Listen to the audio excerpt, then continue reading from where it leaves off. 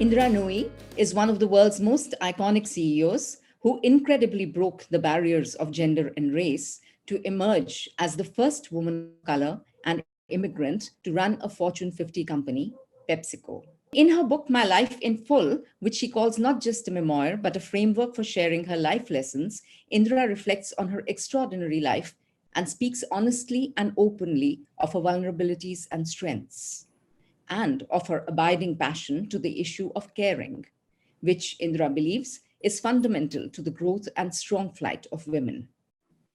Indra, welcome to eTimes, the lifestyle and entertainment portal of Times of India. It is a pleasure to have you here with us. It's a pleasure to talk with you, and thank you for having me on your program. Indra, I went through your book. Of course, I read your book and I found it fascinating. And it was really interesting to go through your entire life and read up a lot of stuff about you that one did not know earlier. But for me, the most personal and intimate revelations in your book are about your childhood, where you trace your early years with your parents, your sister, your brother, and above all, your beautiful relationship with your grandfather. And you know, the vignettes that you paint of moments with your mother, you and your sister Chandrika, the moments, the time you spent with her, and how while cutting the vegetables or even while serving food and all, she would run you through those tests and asks you, give you 10 minutes to prepare for an essay on what would I do if I was the Prime Minister of India. And how, despite the fact that she was not educated, she was able to take you through all these, and her anxiety as a mother that her daughters should be able to complete her vision and probably have dreams of their own, which they should be able to achieve. Would you like to talk a bit about those years? Yeah. In fact, Vinita, I say that I am a product of my childhood and upbringing. I am who I am because of the solid foundation I had.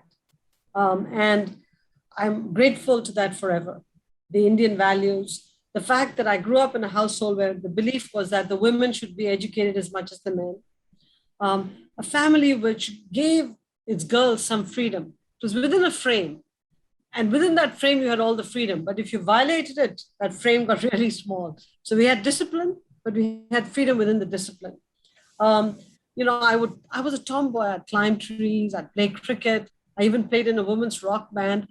All of that was not put down. Nobody stopped me from doing those things. All that I was told was within a frame. Under the watchful eye of your parents, you can do all this. Don't think you can just run off around the world doing these things. So I think I am a product of all of that upbringing. As I always say, my mother brought us up with one foot on the brake, one foot on the accelerator. Yes. The brake was the society and what women were expected to do, which my mother had to live under. The accelerator was, she's a brilliant, brilliant woman, truly brilliant woman. Had she been allowed to go to college, she would have been a CEO, without a doubt. But in those days, that facility wasn't available to women. And families, her family could only afford to send the boys to college. So my mother missed out. So she lived her life through her daughters. So the societal pressures put the brake, her desire to see her daughters soar, and then my father and my grandfather, urging her on, had a heavy foot on the accelerator. So I grew up with that duality, if you want to call it that. And in many ways, I think I am a product of that duality. I am a product of this brake and accelerator, which all help me think about what I can do in my life and where the limits are reached. It's so beautiful the way, parents of that generation passed on their dreams and visions to their children and were even able to mold their children in such a way that they were able to take flight and meet those dreams, That's those a great visions. point. Great point. Would we today be able to do the same for our children, I wonder? Do our children allow us to impose our dreams or visions to them, pass them on to them? That's a very profound question in a way, because, in a funny way, when we were growing up, we were pushed and pushed and pushed to dream. Doesn't matter what the dream is, just dream. In my case, speak about all parents in my life, in my generation. What we all tell our kids is, dream, be whatever you want to be. Yes. You don't have to be a corporate CEO. If you want to be an artist, If you want to be a community organizer, be it, but contribute to the world. Mhm. So, our generation came with nothing. We created wealth for the next generation. We're telling the next generation, don't be fixated on creating wealth because we've created it for you. Go give back to society. Be anything you want to be. If you want to be a corporate CEO, that's fine too. But what we're telling you is if you want to dream and just do good for society, go do it. And so I think they have a different pressure, but they do feel the pressure. So you are able to, yes, pass on that vision. And that is the cyclical nature of life, interestingly. Your Yeah, yeah. parents wanted you to maybe, get success, earn wealth, and you did that. And now you want your children to, that you say that we've already built this for you. So use this foundation and go and envision something beyond this for yourself. That's So exactly right. you speak a lot about your upbringing as a good South Indian Brahmin girl. Is there anything of that you've imparted to your daughters, you passed on to them? See, when I refer to myself as a South Indian Brahmin girl, it's not to draw attention to any caste. It's more to say, Yeah, you yeah. know, Brahminism was a funny, disciplined upbringing, very disciplined, not a wealthy upbringing, but a very disciplined upbringing. But there was only one focus: education, grades, grades, grades, grades. That's all we focused on, nothing else. Nobody talked about anything but grades. When the parents got together, they talked about grades. In a way, I try to impose the same on my kids. So Yeah. education, education, education was most important because Mm. we had a very simple rule, Vanita. If you educate the child, girls and boys, you've given them a future. So That's true. education was an investment in the future. Yes. So our point was money can come, money can go. People might come and people might go. But if we gave you education, we gave you tools of the trade, we gave you an ability to go earn a living for yourself. Mm. So for Yes. both my husband and me, education was everything. So if there's one value we carried Mhm. through, it's education. Yes. That is indeed the most important thing any parent can impart to their child: education and good basic values of That's exactly right. living. Yes, that's so important. Yeah. And your grandfather, and we have to talk about him because he was quite the hero in your life. Yeah. And perhaps very interestingly, a person of that generation also gave you dreams, not maybe not his dreams, but he possibly made you what you are today. A lot of it, like you say in your book, is to do with your grandfather and how you say in your book that your dedication to work, and regardless of all the challenges that come, he remained, and the fact that you kept pushing yourself, it's because he remains the greatest teacher, and you refer to his life lessons in every aspect of your adulthood. Now that's a big thing to say, to remember your grandfather who was in your part of your life so many years ago, and you refer to him in every aspect of your adulthood. That's Mhm. beautiful. I And mean, there's he one was thing. such a big figure, Vinita, and that I've never seen somebody so totally dedicated to the grandkids as he was. So Yes, it totally must sound dedicated. amazing. Yes. Simple man who lived, simply, didn't go out much either. And his only life was around the grandkids. When they come home from school, what's their homework? How can I help them move ahead? And if we got a grade that was not in the top grade, he took it personally. Why did you miss 10 points in your math exam? Yes, a I lot of must not questions. have taught you properly. Yes. Everything was personal to him. I've never met anybody in my life who has been, including myself to my kids, anybody in my life who was so dedicated to the grandkids as he was to us. He was Hmm. our life. Yeah. And you talk about your chronic inability to relax. And that is something that I could so relate to. And I want to know more about that because Yeah. it's something that I don't know if I consider it a lucky thing for me or a curse. I really don't know. But did you think about it as consider that a blessing or a curse for you? I have the And same and you I say have it the came from same your discussion grandfather. with myself that you're having. I Yeah. have the same discussion saying, is that a blessing or a curse? There are some Yeah. days when I can't sleep, I go, it's a blessing, I can finish reading. The other days I go, I'm tired, but I can't sleep. Hmm. I am tired. I try Yes. to Yeah. sleep and I The cannot brain sleep. You have doesn't the let same you thing? rest. Exactly. The brain doesn't let you rest. Oh my God. That's unbelievable Yeah. that both of us are So, like that. yeah, but that is what was so amazing for me, in your book. I know a lot of people, lots of CEOs and all will possibly read it to figure out your work at PepsiCo and, the rest of your career. I read your book more from a life viewpoint from the life of a woman, of a career woman who had to fight so many biases, and I could relate to so much in there. And I thought, oh my God, there are bits in this book, there are chapters in this book which must be taken out and possibly read by people who would not bring themselves to read the full book, because it's so relatable, and it's amazing the way you just bring out your vulnerabilities, and you don't bother. You speak of the time when you went to the US, and you felt so alone, you felt so lonely, and you even thought about dropping it all and coming back, but you did not. You talk about how people looked down upon you Yeah. at that time for your way of dressing. I mean, yeah, yes, what a sad thing. And how you, despite that, there was this scene in your book, and I talk of it like a movie, because when you read the book, it's almost like a movie running in your eyes. There's this scene in the book where you wore an oversized jacket and short pants, and how when you walked in, although everybody laughed at you, but you had the confidence to still go in and appear for the interview and to get the job. Now, where did this confidence come from, Indra? No choice but to have confidence, because at that point I needed a job for the summer. You can't be a chooser when you don't have too many choices, right? And Yeah. so my point is, I know I'm dressed very badly. I have no choice. I just have to go to the interview and hope they don't keep looking at my horrible clothes. Yeah. So the trick is to sit behind the desk, to tuck the feet in so nobody sees my horrible shoes, and then with great confidence answer the questions, but deep down inside you're dying. Yeah. So Yes, I can a imagine. survival does amazing things for Yeah. you. Yeah.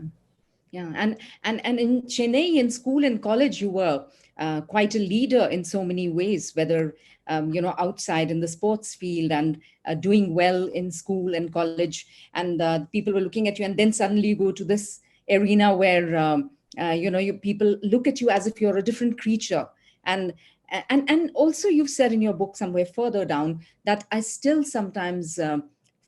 Feel what an immigrant feels. I still feel like that. I still try hard to blend in, try hard to be accepted and all. Why does such a feeling last for a person, an I iconic don't person know. like you? I don't know. I mean, it's like, you still have that fear that guides you, because I always say I chose to come to this country as an immigrant. I want to do America proud for welcoming me as much as it did. I want to do India proud because India gave me my start in life. I want to do my family proud, both my Krishnamurti family and the Nooyi family. And so I just feel this weight of the whole thing. I don't know why, but I do. But I will also say one thing, Vinita.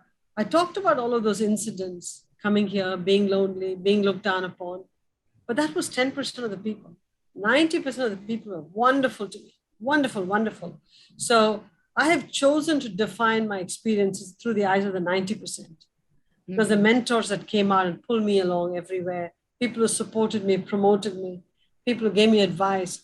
I would say 90% of the people here were amazing. And there's one thing I do say in the book, which I feel very strongly about. For a person of color, an immigrant, to come and be the CEO of an iconic company could happen only in America. Mhm. And so I am a great living example of the wonderful American dream, the American experience. Yeah. Yes, you say that in the book, and but that is what amazed me, that after, for us, you are it.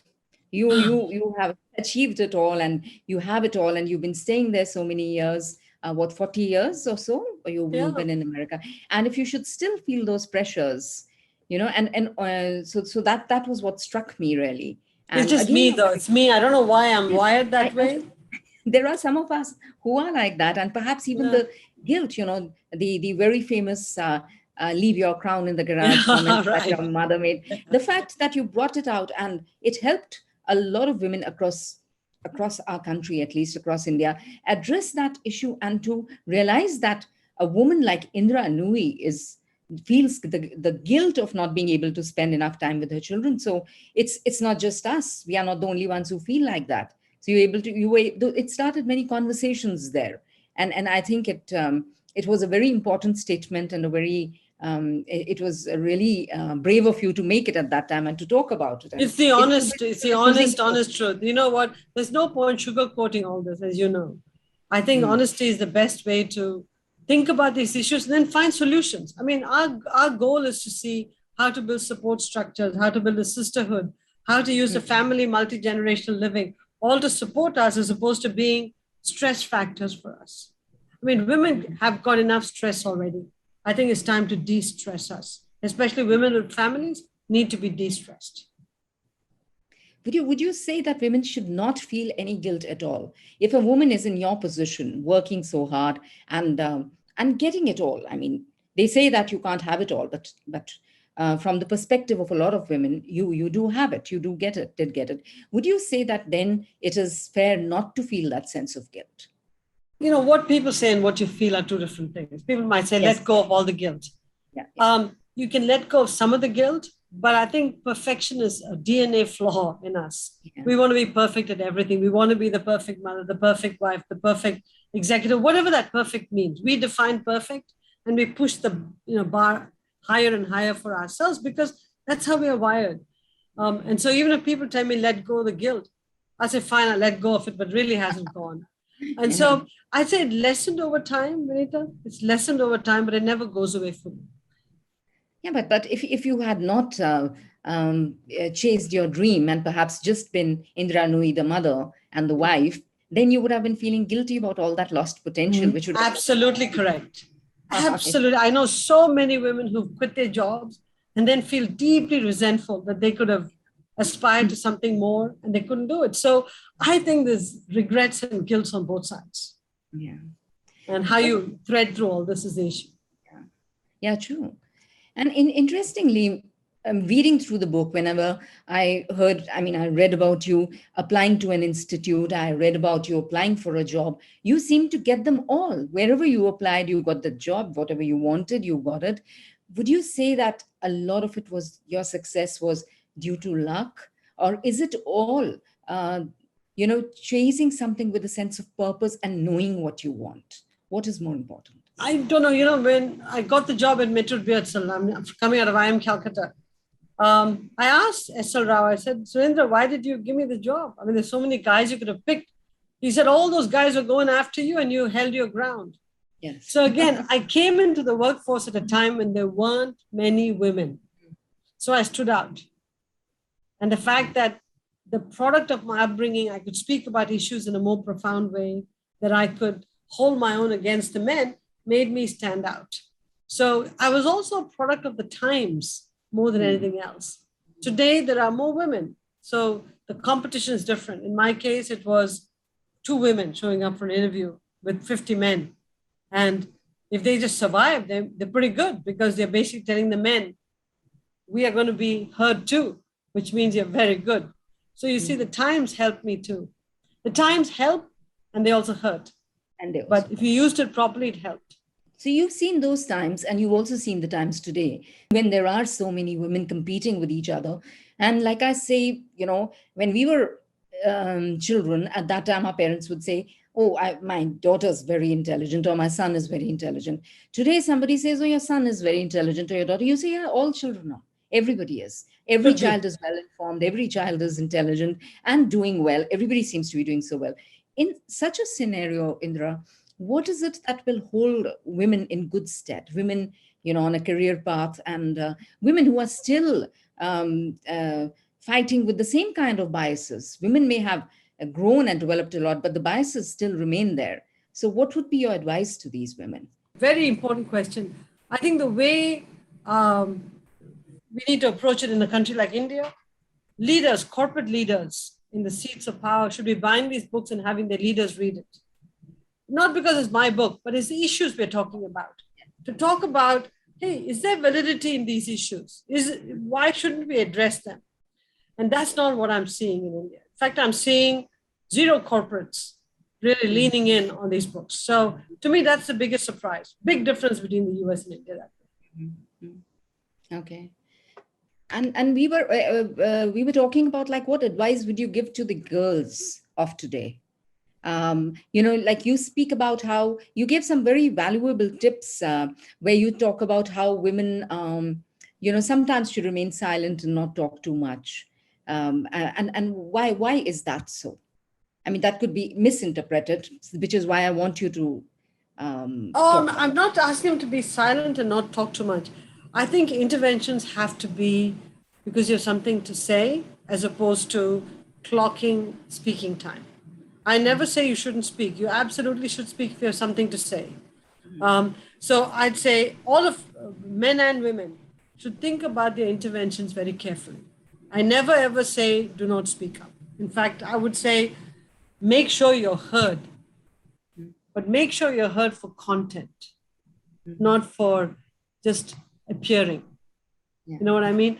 And my mantra has always been, Vinita, when you say something, it's memorable, and people say, she made a great point.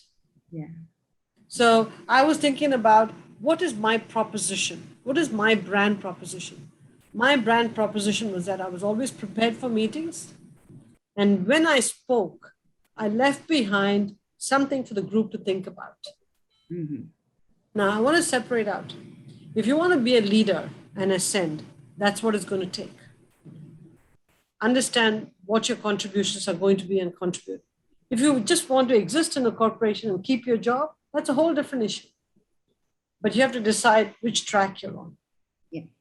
No, and what I also found very interesting is the point that you made, and so true, that as a woman, you have to work much harder, know much more. And I believe you said up to 25 to 50% more, you have to know more than the men who are possibly working in the same project as you. That used to And be the case when I was coming up.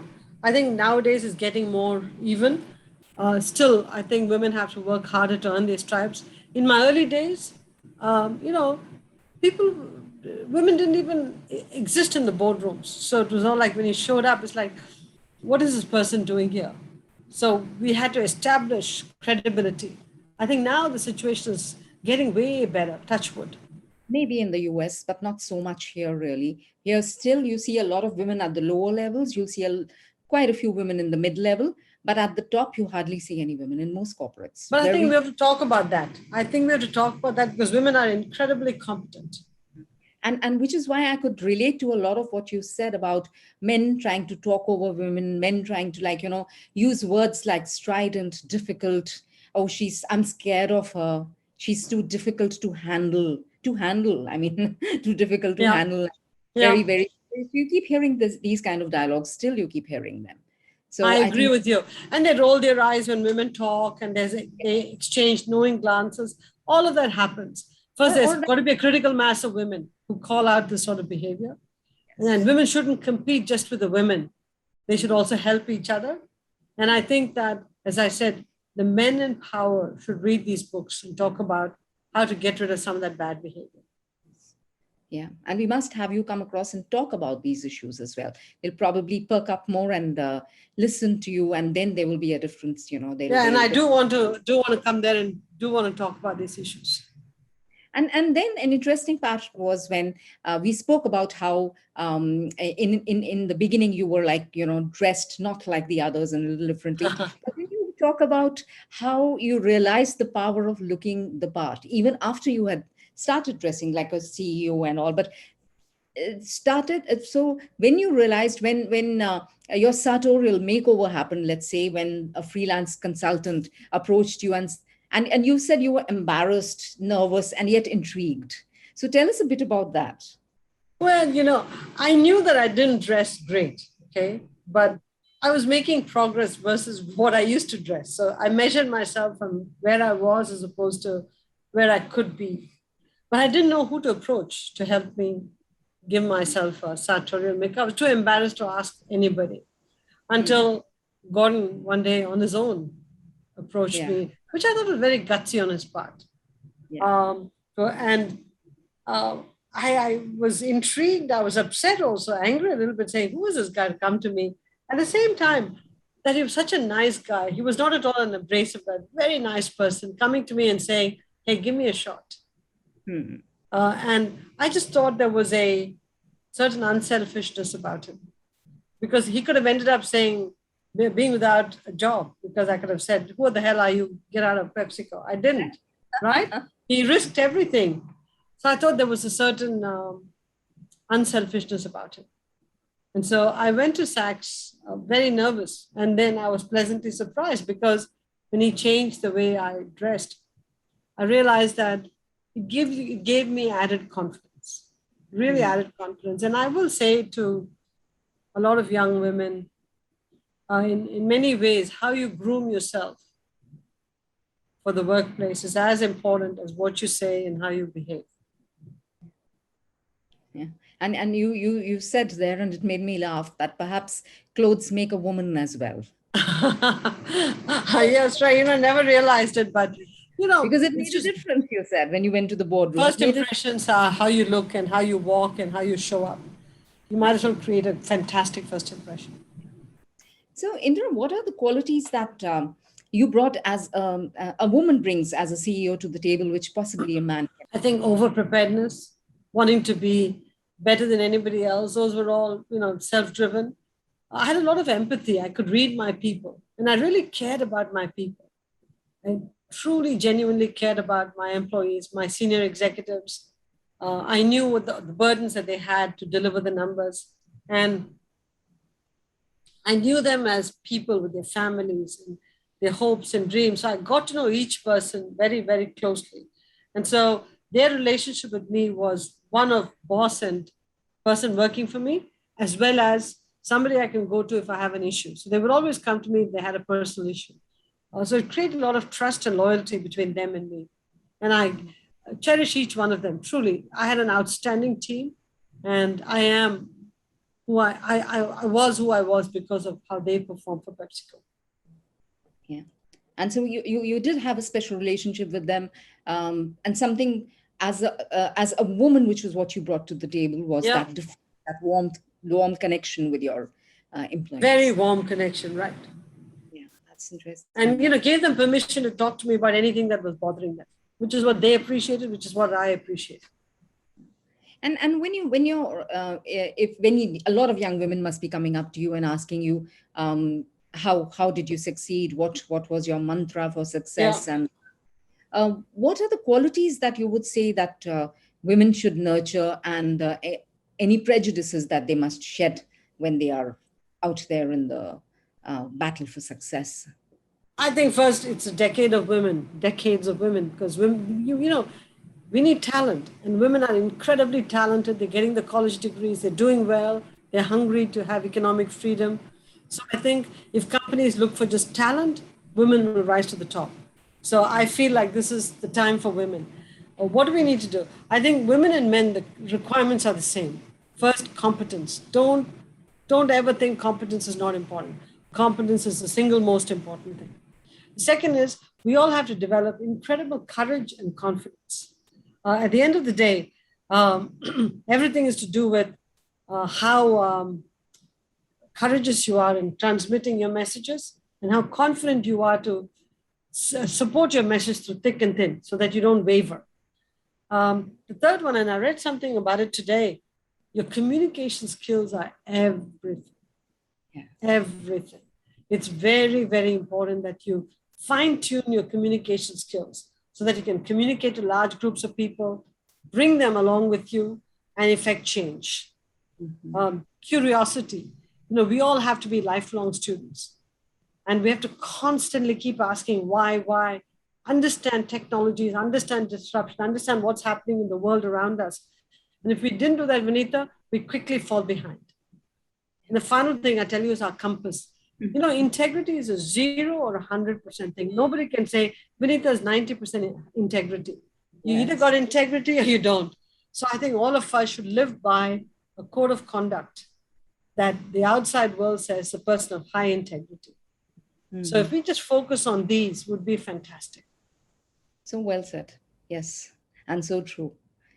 So Indra, what after now that you're retired from PepsiCo, and of course you're on the board of a large number of companies, talk to us a bit about, you do talk about it in your book, of course, but for our viewers, talk to us a bit about what you are planning to do next. Right now, what are you engaged in? Mhm.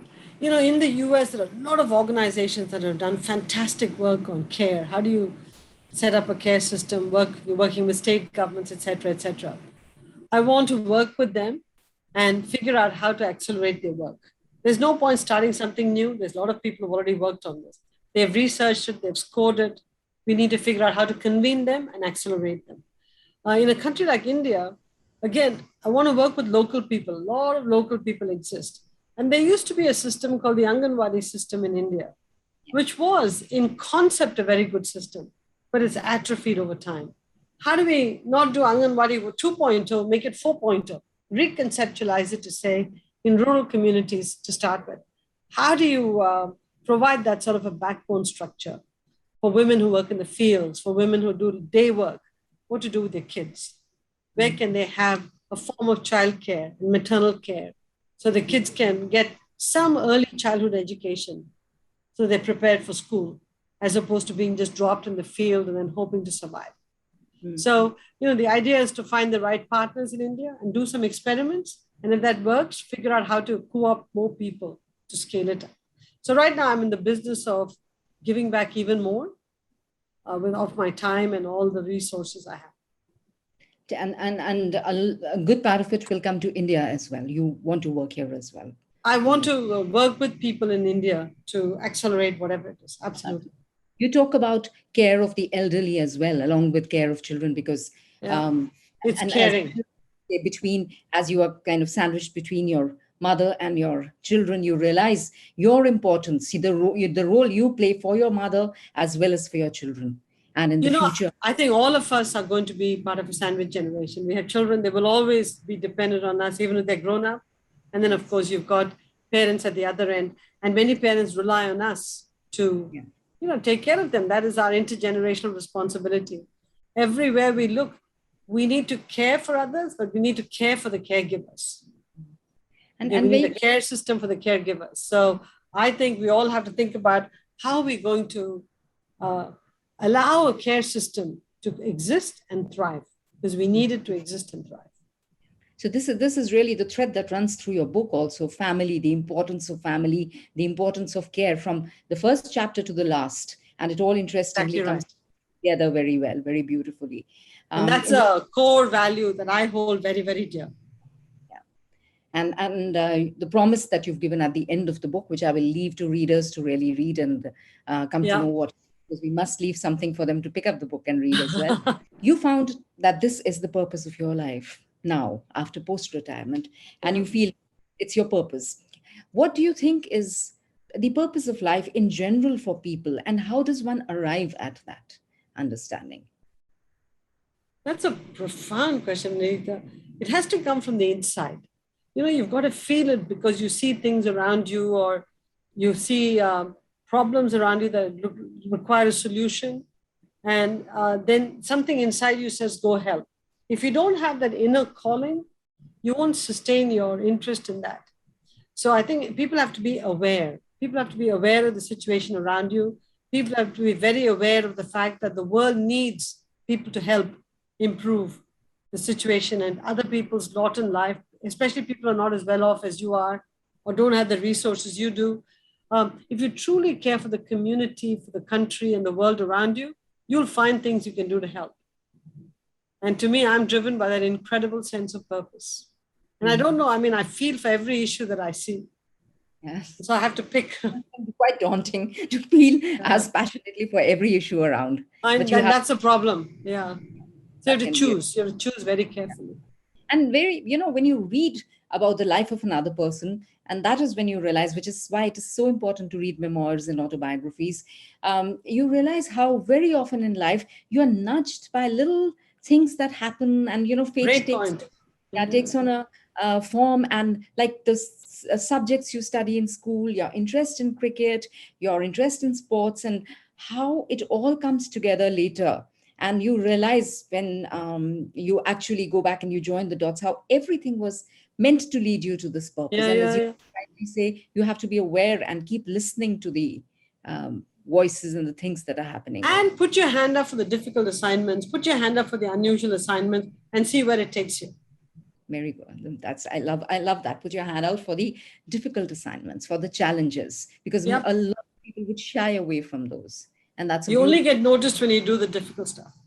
that's a beautiful message to end this on, Indra. Thank you so much for being with us. Vinita, thank you. Lovely to talk to you. We'll be in touch. Thank you so much. Bye-bye.